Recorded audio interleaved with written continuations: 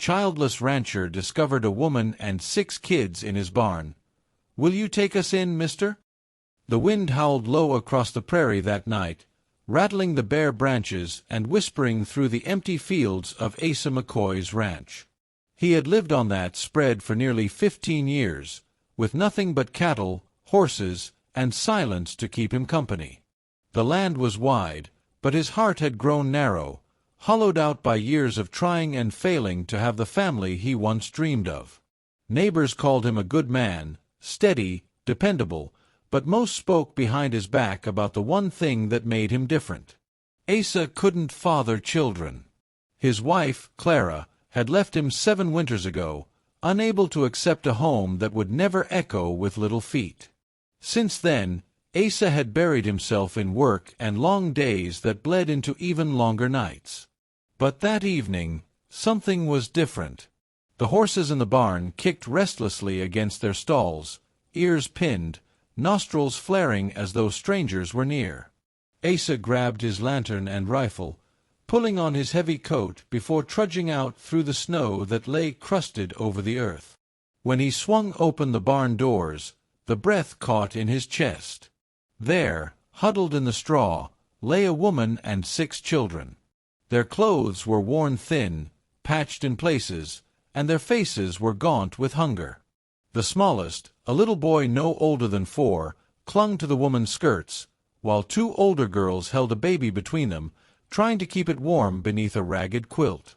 The woman stiffened at the sight of Asa, eyes wide and fearful, but she didn't move. She looked as though she had run out of places to run. "Who are you?" Asa's voice came out rough from disuse. She hesitated, then lifted her chin. "My name's Eliza Carter. These are my children." Her voice trembled. We didn't mean no harm. We just needed shelter for the night. We'll leave at first light." Asa's hand tightened around the lantern handle. He had expected thieves, drifters, maybe even desperados, but not a mother and 6 little ones. He lowered the rifle but didn't put it away. "Where's your husband?" he asked. Her lips pressed together. After a moment, she shook her head. "Gone. Fever took him last spring.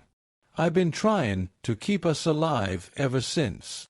The words settled heavy in Asa's chest. He knew something about loss, about how it carved a man hollow. But looking at those children, shivering against the cold, he felt something else stir within him, something long buried, a yearning, an ache he had tried to forget. The eldest boy, maybe 12, stepped forward with protective defiance in his eyes. "Mister, we'll work for our keep. We ain't beggin'. Just don't turn us out tonight." For a long moment, the barn was silent except for the soft whimper of the baby. Asa felt every pair of eyes on him. The prairie wind whistled outside, rattling the boards, but all he could hear was the quiet voice of his own loneliness whispering back at him. Finally, he set the lantern down and spoke low. "You'll freeze if you stay out here. Come inside the house. I got a fire going." Eliza blinked, disbelief flickering across her face. "You'd let us?" Asa nodded once. "Can't have children sleepin' in a barn like strays. Come on." For the first time that night, hope softened her weary features. She gathered the children, whispering for them to mind their manners, and together they followed the rancher through the snow toward the little cabin with smoke curling from its chimney. The eldest girl, clutching her baby brother close, looked up at Asa with wide eyes and whispered timidly, "Will you take us in, mister?" Asa didn't answer right away. His throat tightened, and for once in his life, he prayed silently that maybe, just maybe, the good Lord had finally sent him what his heart had long been missing. The morning sun crept over the horizon, painting the ranch in pale gold. Asa McCoy sat at the head of his rough-hewn table, sipping black coffee while his eyes wandered toward the corner of the room where 6 children huddled together on makeshift bedding. The crackle of the fire had lulled them to sleep, their breaths even, their little bodies at last warm after what must have been weeks of cold nights. Eliza sat across from him, her tired face shadowed by both exhaustion and shame. She clutched her cup of coffee as though it was the first good thing she'd had in months.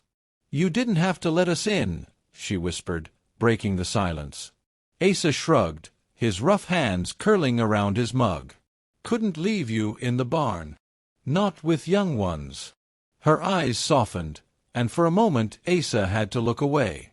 He wasn't used to gratitude, not like this. He wasn't used to any kind of company at all. That day, the ranch began to stir with life in a way Asa hadn't known for years. The eldest boy, Samuel, insisted on chopping wood to pay for their stay. His hands blistered quickly, but he refused to quit.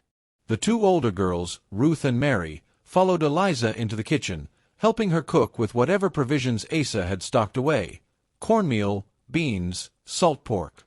The little ones tumbled about, curious about the horses in the corral and the chickens scratching outside the coop. Asa found himself watching them with a strange tightness in his chest.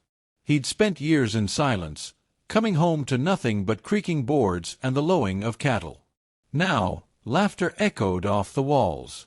The smells of bread and stew filled the air. For the first time in so long, the ranch felt like a home. That night, after the children were asleep, Eliza lingered by the fire, mending a torn shirt of Samuel's. Asa cleared his throat. "You can stay here for a while," he said, his voice low.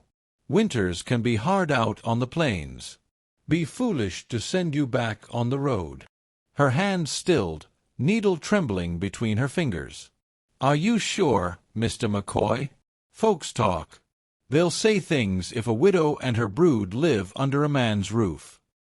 Asa's jaw worked. He wasn't much for words, but he managed. "Let them talk. My land's wide, and my walls are thick. Ain't nobody else's concern what happens here." Her eyes glistened as she lowered them back to her mending. "You're a good man," she whispered. Weeks turned into a month. The children grew healthier, cheeks pink again, bellies full. Samuel began learning the ranch work, tagging along with Asa to mend fences and drive cattle. The girls filled the cabin with singing while they worked, their voices weaving with the sound of wind through the cottonwoods. But with every passing day, Asa felt the weight of unspoken questions pressing on him. How long would they stay? What future could he give them? He had lived all these years believing himself incapable of being a husband, incapable of being a father. And yet here, under his roof, was a ready-made family in need of both. One evening, after a long day of branding calves, Asa sat on the porch sharpening his knife. Samuel came up quietly and stood beside him. "Mr. McCoy," the boy said, eyes fixed on the horizon, "Ma worries you'll send us away come spring." Asa stilled, the rasp of the whetstone falling silent. "That what she thinks?" Samuel nodded. "She tries to hide it, but I know. She's scared. We all are." The boy's shoulders stiffened as he added, "If you don't want us, I'll take care of them. I'm old enough." Something inside Asa broke at those words. No child should carry such a burden. He put a heavy hand on Samuel's shoulder, voice gruff but steady. "You don't need to carry that alone. Not while I'm here." Samuel blinked up at him, confusion and hope warring in his young eyes. The very next night, after the children were tucked away, Asa finally spoke the truth that had been clawing at him for weeks. "Eliza," he said, his voice rough with nerves, "I know folks will talk, but I don't care none. You and your children belong here. This ranch, it needs laughter, and I reckon I need it too. If you'd stay, I'd be grateful." Her lips parted, trembling. "You mean that?" "Truly, I do." He swallowed hard, his gaze dropping. "I can't give you more children. Never could. But I can give what I have: shelter, food, protection. A place to call home." Tears brimmed in her eyes as she reached across the table, laying her hand over his. Her voice shook, but her words were firm.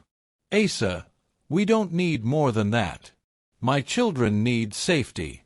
I need kindness. You've given us both." The warmth of her hand in his was enough to ease years of emptiness.